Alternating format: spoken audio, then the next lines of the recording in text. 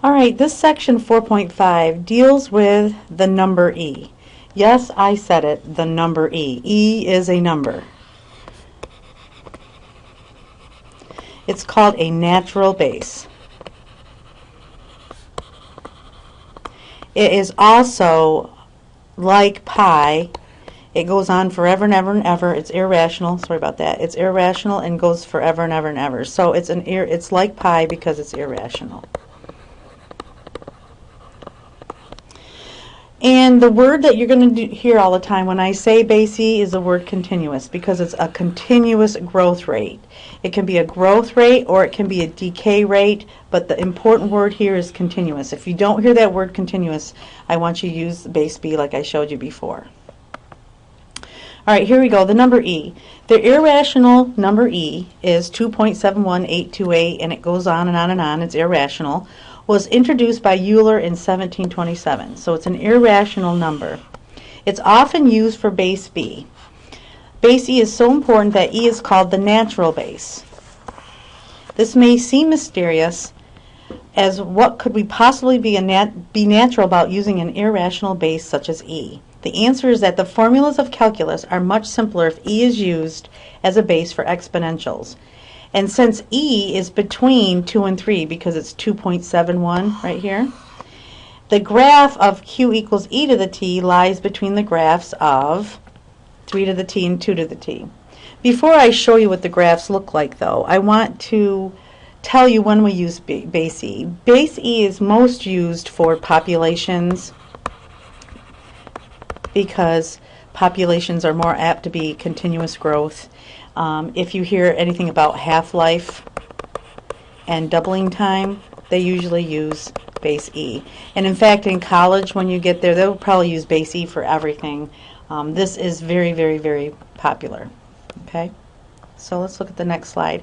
So if I were to graph e to the t, and you have an e button, it's right next to the natural log button on your calculator. When you go to graph it, see how they're all exponential, so they all look similar. And if you'll notice, since e is 2.71 and it keeps going, see how it's closer to the graph of e to the 3 to the t than 2 to the t? It's closer.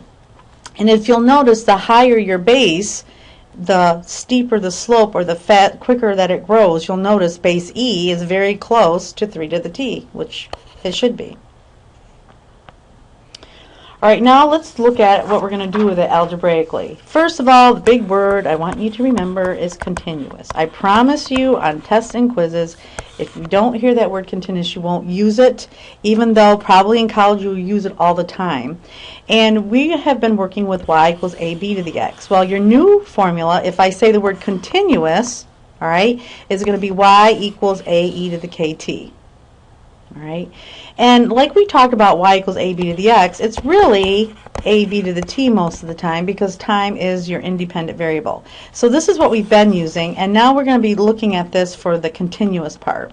Okay, b equals e to the k, and k is called the continuous growth rate. It's in decimal form, and you have to move 2 decimal places to be a percent,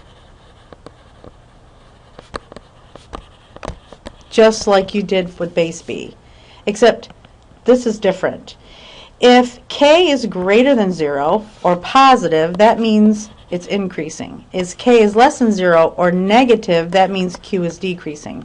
The one thing I want to tell you, because here I have b equals e to the k, so I have y equals ab to the x. In the b spot, we now have an e to the k. And the one thing you have to remember, this is so important, please remember, you don't need to add 1 or subtract 1. You just look at the number. This is important. You don't need to do that at all. If k is greater than 0, it's called growth.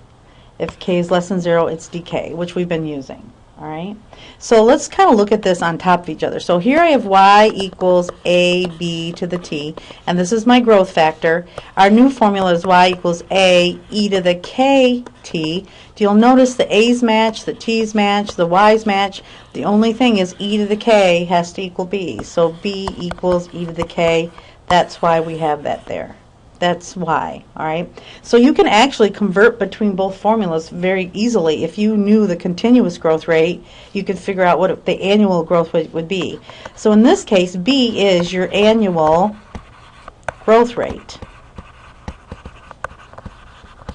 If you were to think of it with the money section we just did. And then K is your continuous growth rate. Okay, let's look at a couple graphs. So if I were to find the continuous growth rate, the word continuous, and these all have base E, and sketch each function, what you do is this. This is my initial value because you are used to y equals ab to the t, and now we're looking at y equals ae to the kt. So now when we looked at b before, we had to see if it was over 1 or less than 1, or between 0 and 1, I should say.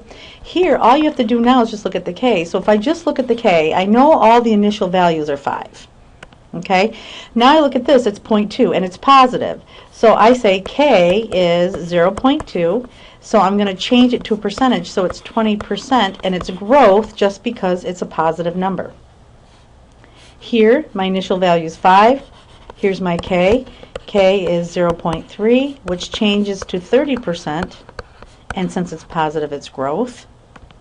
This bottom one here, my initial value is 5, and it's continuous, and I look at my K, so K is negative 0.02. You don't have to subtract it from 1 or anything. We'll just change that to 2%, and it's decay.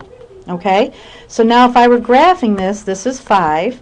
The first one, the one up here, the 20%, is going to grow like this. So we'll just say this is P. Q grows 30%. So if it's growing faster, it's going to kind of curve a little bit more like this. So this is going to be Q. This is decaying, so they all start at 5. So this is what R is going to look like. R is going to go down like that. Okay? All right, so let's try a couple of examples with base E, and you'll see how easy it is to use. And the first one is I have a population, it's increases from 7.3 million at a continuous rate of 2% per year. So I know it's exponential. I see the word continuous, so I know my formula is going to be y equals ae to the kt. That's the formula I'm going to use. So we're going to take that information and we're going to actually write the formula. So I have y equals ae to the kt. Now let's fill in all the spots. I know y equals A. I start at 7.3 million. E is a number. It's growing at 2.2% per year, so you have to move that over a couple decimal places to 0.022, and it's positive, and you just put a T there. So right there is my formula from looking at information. So it's a little bit easier than using base B. Now they want us to estimate graphically when the population reaches 10 million. So I'm going to say, oh, when it reaches 10 million and I start at 7.3 million, when does that happen? Well, we're going to do it graphically because we haven't done the log section yet, and life is in quadrant 1, so I'm going to draw a little sketch here. So I have time in years, and then this is going to be population in millions. And here's 7.3, and I know it's growing, so it's going to come up like this. Here's 10 million. And I basically want to know, when does this population reach 10 million? So as we did in the last section, you're going to put this in your calculator, graph this on the left, on the right, and see where they cross. And you'll find that the time that it reaches that will be 14.3 years. That's a 14. Okay? So it's very similar to what we did before, but now you're just going to be using base E. Another example that we have is we have caffeine leaves the body at a continuous rate. So I know it's y equals ae to the kt, but because it's leaving the body, I know k is got to be negative so that when I put it in the formula, it'll show that it's decaying. And it tells you the 17% per hour, so that I know that 17% per hour is exponential. So how much caffeine is left in the body 8 hours after drinking a cup of coffee? So I have y equals AE to the KT. All right. So let's put all our information in. So the 100 milligrams is my initial value. It's leaving the body, so I change this to a percent. It's going to be negative 0.17 T. So there's our formula. Now they want to know how much caffeine is left after 8 hours, so I'm going to put an 8 in that spot. So I have y equals 100 e to the negative 0.17 times 8. So y equals 25.6661, or about 25.67, and it's in milligrams. So I took the information that I had here and I found the formula, and then I plugged in the information so that I could find out how much is left in the body. Our last problem here is converting between the two, and as you can see is in the B spot of this formula, e to the k is now. So you can convert back and forth to find out. So if I were to look at this formula, my initial value is 7, whatever it is, and it's continuous growth. So I say it's continuous growth because it's positive, and it's 30% because I move it over 2 places, so I know this is continuous growth. Now that means it's growing all the time. Now if I want to convert it to this, all I have to do is in the B spot, because the A is still going to be 7, I want to find what B would be, because e to the 0.3. So you actually say B equals e to the 0.3. And when I put that in my calculator, I see that B is 1.03045, which makes me happy that this is over 1 because that means it's growing. So my other formula would be 1.03045 to the T. So I just converted this from this.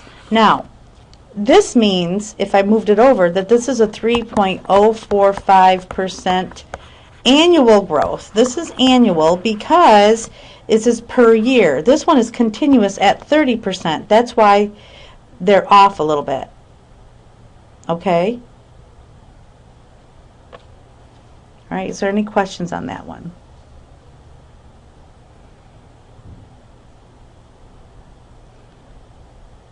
Actually, I put this in the calculator wrong, so this is not, this should come over 1, so it should be 1.3. Sorry about that. Let's erase that. 1.3045. So when I move that over, it's 30.45% annual growth rate. Sorry about that. I had the decimal place wrong. This one right here, you can see this is a continuous decay, and because it's negative, it's decaying 57%. So I can see that by looking at it.